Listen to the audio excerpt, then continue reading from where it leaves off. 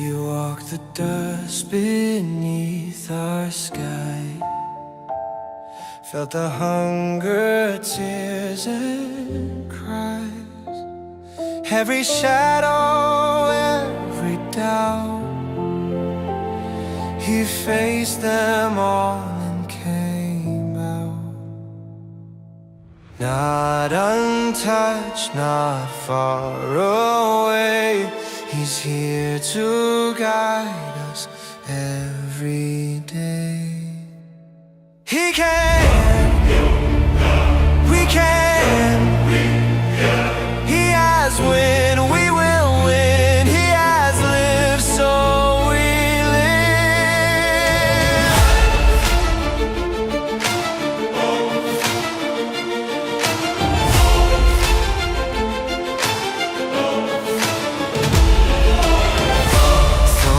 mercy open wide. No shame too deep, no need to hide. When we stumble, when we fall, His grace will catch and hold us all. Run with boldness to His light. Help is here for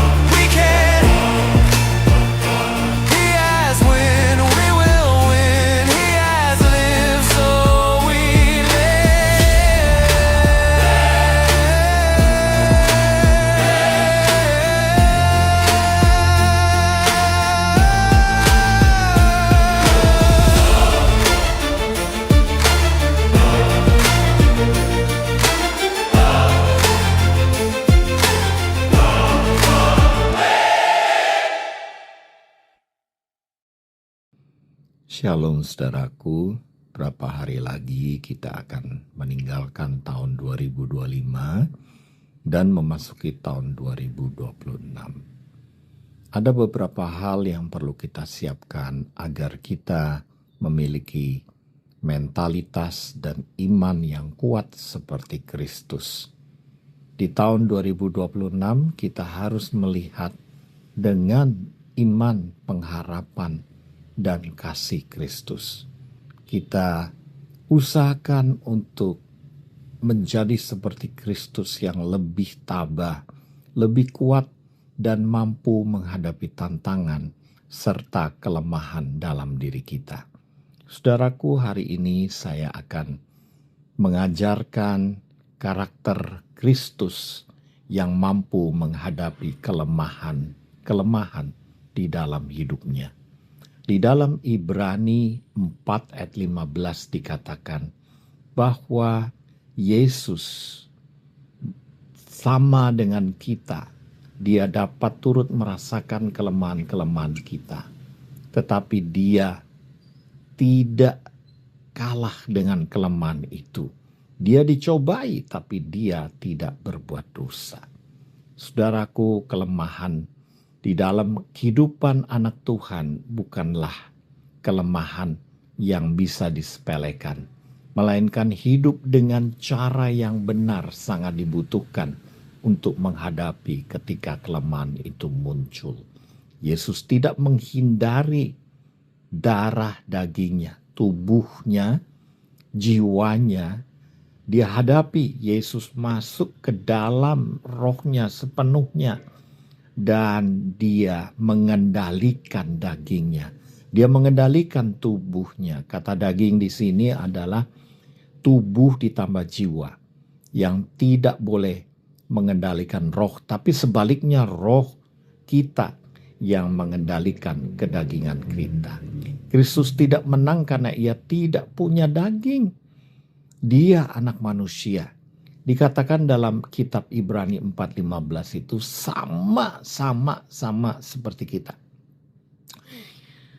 Dia memberikan contoh bahwa dia bukan Tuhan saja, tapi dia juga manusia. Dia memberikan contoh bagaimana menghadapi kelemahan yang menantang hidupnya. Ia tidak membiarkan daging yang memimpin, tetapi roh yang memimpin.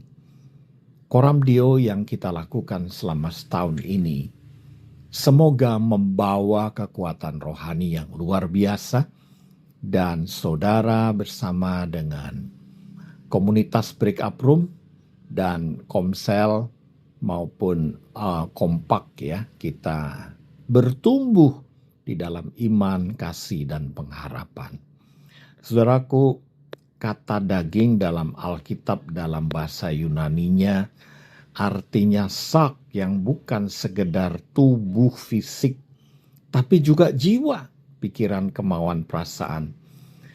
Melambangkan kecenderungan manusia yang punya kelemahan, punya keterbatasan, dan rentan terhadap dosa. Sak sendiri artinya manusia tanpa ketergantungan penuh kepada Allah. Jadi tubuh dan jiwa, jika tanpa roh, dia akan terus melampiaskan hawa nafsunya. Dia akan sering jatuh, dia akan sering makan, minum, tidur, aktivitas, ya, pikiran yang overthinking, keinginan untuk mementingkan diri sendiri, kemauan yang tidak melakukan kehendak Tuhan, dan itu kalau dijadikan satu, hidup kita jadi kacau balau. Tuhan menciptakan tubuh dan jiwa bukan untuk dipuaskan, tetapi Tuhan juga memberikan roh pada kita, saudaraku, supaya roh itu memimpin kehidupan itu sendiri. 1 Tesalonika 5 ayat 23, ya, ketika kita menerima Yesus, roh kita sudah dimenangkan, sudah disucikan, dan seyogianya roh itu bersama dengan Roh Kudus seperti Yesus. Ketika dicobai, Yesus tidak berbuat dosa. Dia lemah, dia bisa marah, dia membalikkan meja, dia mengambil cemeti pada waktu di bait Allah. Bahkan dia juga bisa lelah, dia juga bisa berkeringat darah. Saudaraku, kita tidak akan mengalami penderitaan seberat penderitaan Yesus. Tapi kita bisa belajar bagaimana menang terhadap kelemahan dan cobaan dalam hidup kita, terutama ketika kita memasuki tahun yang baru 2026 ini. Roma 7 ayat 18, Galatia 5 ayat 17 menunjukkan bahwa manusia tanpa Allah itu nggak bisa. Kita harus bergantung pada Allah. Kristus mengalami kelemahan daging. Contohnya, dia lapar, Matius 4 ayat 2. Dia lelah, Yohanes 4 ayat 6. Takut dan tertekan, Lukas 22 ayat 44. Dan Yesus juga bergumul di batinnya, Matius 26 ayat 38. Bukankah hal ini sama dengan kita? Sama dengan saya juga. Penting diperhatikan bahwa kelemahan bukanlah dosa. Sekali lagi, dengar baik-baik. Kelemahan bukanlah dosa. Tapi kalau kelemahan tidak diatasi, maka dia akan menjadi sebuah kemelesetan atau dosa. Menyerah pada kelemahan itu sendiri, membiarkan kelemahan itu terus berlangsung, akhirnya kita jatuh dalam dosa. Nah, saudaraku, sekarang kita masuk di cara Kristus menghadapi kelemahan daging. Bagaimana caranya? Ayo kita perhatikan ya. Yang pertama, Yesus mengakui kelemahannya, bukan menyangkalinya. Saudaraku, ketika kita merasa kuat, disitulah kita lemah. Tapi ketika kita merasa lemah, disitulah kekuatan kita. Mari kita jujur ya, seperti Yesus dalam Matius 26 ayat 38. Jiwaku sangat sedih, seperti mau mati rasanya. Saudaraku, jiwa itu jika diakui, dia akan menjadi kuat kembali.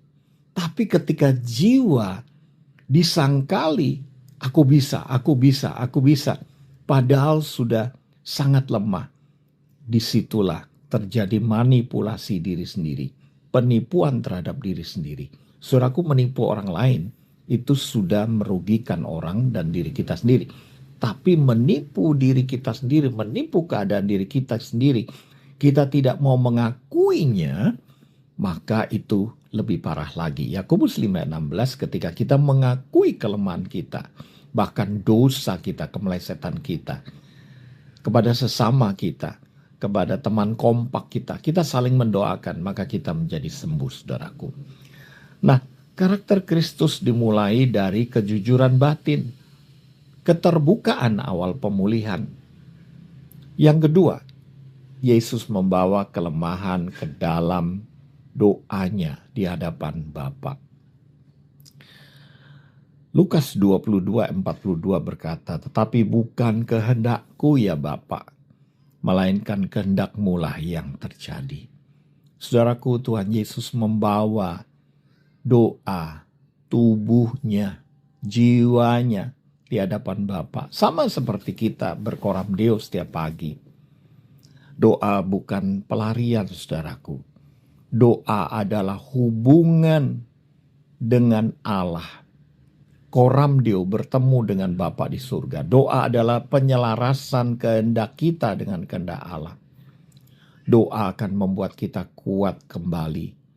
Yesaya 40:31, siapa yang nantikan Tuhan, maka dia akan mendapatkan kekuatan baru seperti Raja Wali yang terbang tinggi. Dia juga akan disegarkan, dikuatkan oleh Tuhan. Ayo, yang ketiga, Yesus tidak mengikuti dorongan daging. Jadi mengakui, kemudian datang pada Bapa dan mulai berperang dengan keinginan daging. Matius 4:4, manusia bukan hidup dari roti saja. Roti itu untuk daging, untuk tubuh. Ya. Tetapi dari firman Tuhan. Firman Tuhan itu adalah Allah sendiri. Saudaraku, Kristus menundukkan kelemahan dagingnya, sarknya dengan firman. Firman itu harus kita baca, kita lakukan, kita hafal, kita bagikan, kita renungi, kita dalami, kita bawa terus-menerus di alam bawah sadar kita. Sehingga ketika pencobaan itu muncul, yang muncul adalah kebenaran, saudaraku. Itu adalah cara hidup di dalam kerajaan Allah. Ketika ada kebenaran, ada kuasa. Ketika ada kuasa, ada damai sejahtera dan sukacita. 4 hal itu adalah kerajaan Allah di muka bumi ini. Kebenaran, kuasa, damai sejahtera, dan sukacita. Yang keempat, saudaraku, setelah Yesus mengakui kelemahannya, membawa kepada Bapa dan melawan kedagingan. Yang keempat, Yesus menguatkan rohnya melalui ketaatan. Saudaraku, ketaatan adalah kehendak Tuhan. Ketaatan adalah bukti bahwa kita mengasihi Tuhan. Penundaan aja itu awal ketidaktaatan. Ketika kita menunda untuk setia pada Tuhan. Yohanes 4:34, makananku ialah melakukan kehendak Bapa. Saudaraku, roh kita dikuatkan bukan setelah taat, tetapi melalui ketaatan. Saya ulangi lagi.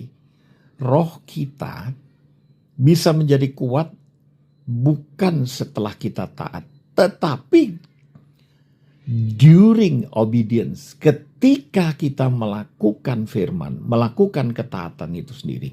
Ketika kita berkoram Deo, ketika kita menyangkal diri, ketika kita memikul salib, ketika kita melakukan kehendak Tuhan. Saat itu ketaatan itu terjadi semakin kuat, semakin kuat. Nah, mari kita lihat prinsip transformasi dari Kristus ya kepada kita. Bagaimana manusia Kristus itu bisa kita alami.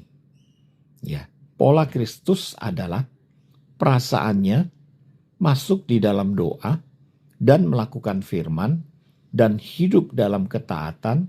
Itulah terjadi kemenangan. Saya ulangi lagi, perasaan kita tidak boleh terombang-ambingkan. Kemudian kita serahkan dalam doa-doa itu keintiman dengan Tuhan. Dan kita menemukan firman-Nya, kebenarannya, ketemu dengan Tuhan. Dan kita taati firman itu, maka kita mendapatkan kemenangan. Saya yakin tahun 2026 adalah tahun kemenangan dengan hubungan di keluarga kita, juga kemenangan atas keuangan, sakit penyakit, maupun godaan dan cobaan dalam hidup kita. Galatia 2 ayat 20, hidup kita bukannya kita lagi, tapi Kristus yang hidup dalam kita. Roma 8 ayat 13, Kristus menguatkan kita. Saudaraku, aplikasi praktis karakter Kristus dalam hidup kita. Bagaimana kita mengaplikasikan? Mari kita menyadari tanpa menghakimi diri, tapi kita mengakuinya. Kita tidak menjadi sombong, tidak merasa kuat, tapi mengakui bahwa kita masih lemah dan bisa dicobai. Dan kita masih bisa mengeluh, bisa kelelahan, tubuh bisa sakit. Kita berkata dengan jujur di doa kita, aku ini lemah, aku ini gagal, aku perlu Tuhan, katakan, I need you Lord, I need you Lord. Yang kedua, respon cepat pada Tuhan.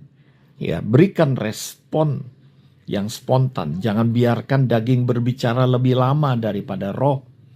Dengarkan suara Roh Kudus, dengarkan janji Tuhan, jangan hanya berkubang di dalam kedagingan kita, keluhan-keluhan. Kita boleh mengeluh, jujur, tapi habis itu kita berespon benar. Ketika situasi tidak benar, ketika orang tidak benar. Saudaraku, yang ketiga, mari mengganti impuls atau trigger itu dengan firman. Impuls ditambah dengan ayat firman Tuhan menghasilkan tindakan yang benar. Trigger ditambah dengan respon seperti Kristus. Saya sering menceritakan kan, ketika saya ditipu, dikhianati, ketika saya merasa lemah, bagaimana Kristus menghadapinya ya. Dan itu akan menjadi contoh tindakan yang benar. Saudaraku, mari kita latih ketaatan kita terhadap hal-hal yang sederhana, hal-hal yang kecil setiap hari, konsisten. Kecil tapi konsisten. Ya, dan itu akan membuahkan hasil yang besar. Maka terjadi kemenangan yang kecil yang menjadi besar akhirnya. Kemenangan besar itu lahir dari ketaatan yang kecil. Saya ulangi lagi, kemenangan yang besar lahir dari ketaatan yang kecil. Contohnya ketika kita bangun tidur, kita tidak ambil handphone, tapi menyebut nama Tuhan, menyapa Tuhan seperti saya bangun pagi ini. Good morning, Father. Selamat pagi Tuhan, dan saya tenang. Saya tersenyum dalam jiwa saya, dan saya mulai membaca firman, mulai menyembah Dia. Lakukanlah dengan rutin, maka 1 hari menjadi 7 hari, menjadi 1 bulan, menjadi 1 tahun, dan tiba-tiba hidup kita berubah menjadi semakin kuat seperti Kristus. Saudaraku, apa bahayanya jika kelemahan daging tidak dikelola? Roma 6 ayat 16 berkata, kita akan selalu punya alasan untuk berdosa. Rasionalisasi dosa itu sering terjadi. Ya, saya manusia lemah, ya sudahlah. Mau diapakan lagi? Nanti jatuh lagi, minta ampun lagi, jatuh lagi, minta ampun lagi. Tapi akhirnya kita tidak bertobat. Janganlah lupa, saya pernah menulis lagu Run to You. Artinya ketika saya jatuh, larinya bukan menjauh tapi mendekat kepada Tuhan. Saudaraku, kelemahan yang tidak dikelola akan punya hidup bermuka dua, hidup ganda, hidup pakai topeng. Ya, di kerjaan, di gereja beda, di rumah maupun di pelayanan bisa beda. Atau kelemahan tidak dikelola bisa mati rasa rohani, ya, kebas rohani. Kita merasakan Tuhan itu biasa aja. Saudaraku masih ingat bangsa Israel ketika mereka dipimpin oleh tiang awan, tiang api, ya, sekitar puluhan tahun, dan akhirnya mereka berbuat dosa di depan tiang awan, tiang api. Kalau kita tidak mengelola kedagingan kita, kita dipimpin oleh kedagingan dan kita tidak sadar roh kita semakin lemah. Itu yang dikatakan ketika daging kita lemah, roh itu menjadi penurut. Kalau tidak dibangkitkan lagi, kita bisa memilih, saudaraku. Kita juga bisa kehilangan otoritas rohani. Kita tunduk pada roh dunia ini. Kita tunduk pada hawa nafsu. Kita tunduk pada roh setan. Saudaraku, ayo kita bangkit. Pada akhir tahun ini, biarlah roh kita menyala-nyala. Dan jiwa kita menjadi kuat dan tubuh kita sehat. Saya ulangi, ayo menjelang memasuki tahun yang baru, roh kita menyala-nyala. Ya, dan jiwa kita menjadi kuat dan tubuh kita menjadi sehat. Saudaraku, akhirnya kesimpulan karakter Kristus adalah kemenangan di dalam kelemahan. Saya sudah mengajar selama setahun ini tentang karakter Kristus. 2 Korintus 12 ayat 9. Sebab justru dalam kelemahanlah kuasa Tuhan menjadi sempurna. Saya masih emosional, saya masih bisa sakit, saya masih bisa sedih, sakit hati, kepahitan. Tapi saya serahkan pada Tuhan, saya terbuka, saya akui, saya minta didoakan, dan saya selalu datang kepada Bapa. Saudaraku, disitulah kuasa Tuhan saya izinkan. Kapan kuasa Tuhan itu diizinkan? Ketika roh kita menyadari bahwa kita perlu Roh Kudus. Katakan, Roh Kudus tolong aku. Firman Tuhan kita lakukan, kita taati walaupun belum menjadi kenyataan. Kita setia dengan kehendak Tuhan, dengan firman-Nya. Engkau yang sudah mulai lemah, ayo bangkit ya, ayo bangkit. Ya, Kristus tidak menghapus kelemahan kita. Dia tidak mengambil kita dari dunia ini, tapi melindungi kita daripada yang jahat. Bapak tidak membiarkan kita. Dia tahu ketika kita struggle. Yesus menebus dan menguasainya. Yesus datang ke dunia ini, dia mati di kayu salib, dan oleh bilur-bilurnya kita menjadi sembuh secara tubuh dan jiwa. Saudaraku, kita bisa berdoa ya seperti ini. Bapa kami mengakui kelemahan kami, ajari kami merespon seperti Kristus, membawa setiap kelemahan kepadamu, menundukkan daging dan hidup oleh kuasa Roh Kudus. Dalam nama Yesus. Amin. Saudaraku, pertanyaan di breakup room, kapan terakhir kita menang menghadapi kelemahan daging? Ceritakan. Jangan kekalahannya, tapi kemenangannya. Tentu saja dalam cerita kemenangan itu, kita bisa menceritakan pergumulan-pergumulan kita. Kiranya Tuhan menyertai kita sepanjang akhir tahun ini, dan sekali lagi izinkan roh Tuhan menjadikan roh kita menyala-nyala dan jiwa kita diperkuat dengan iman kita, dan tubuh kita ajak melakukan firman, menyangkal diri, memikul salib, dan melakukan kehendak Tuhan. Diberkatilah setiap kita yang sudah mendengar firman Tuhan, percaya dan mau melakukannya. Di dalam nama Tuhan Yesus Kristus. Amin, amin, amin.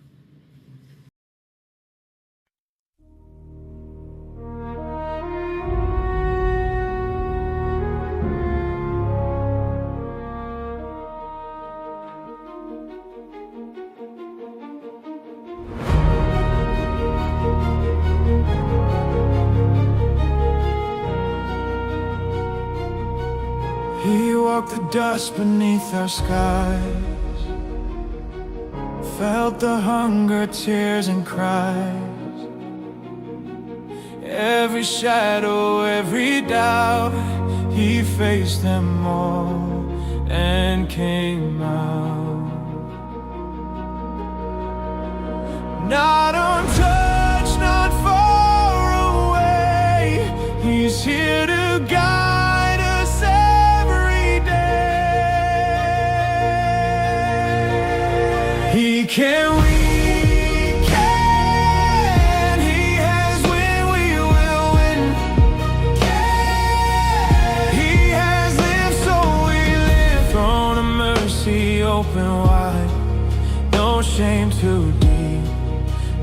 need to hide. When we stumble, when we fall, His grace will catch and